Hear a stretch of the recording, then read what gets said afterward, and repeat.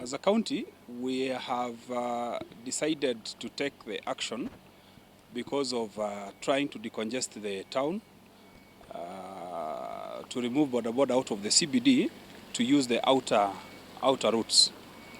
The reason we have done that is because of the current pandemic, the corona pandemic in the world, and we decided to move the borders outside in a bid to decongest the town.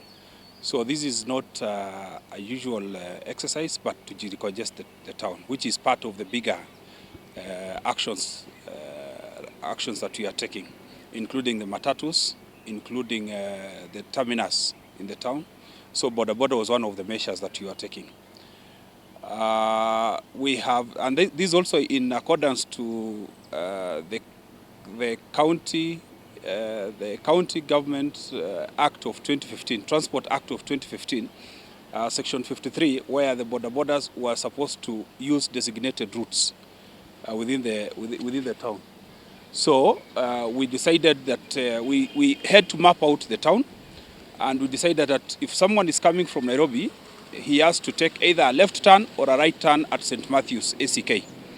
Left turn towards the MTRH or right turn towards the Moi Girls High School, and then use the back route towards Highlands Inn, Sirikwa, then Unga, and out at past Central Bank on the other side. And if you are coming on that side of the western part of the country, then you have to take the back route again. And if you are coming towards MTRH side, you have to come to the roundabout at Sosiani, at Trocadero. Then you come to Opera, Films, Opera, take the Market Street towards Aria or UG High School, and then you join the Uganda Road on the other side. So we are trying to tell the borders to avoid the main streets. So basically that is what we have done.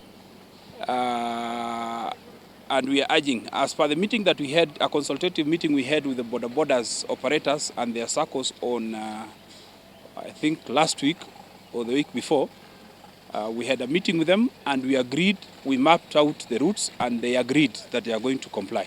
So today was just to ask them to comply with that. And we are not using force, we are just trying to tell them to obey what we had agreed with their leaders in the consultative meeting. The exercise will take approximately 3 weeks as we also monitor this pandemic. We don't know what happens going forward, but as we go forward, we also monitor, and if it eases, then we will ease those conditions. But if it continues like this, then we'll have to continue asking them to still stay away going forward, but approximately 3 weeks.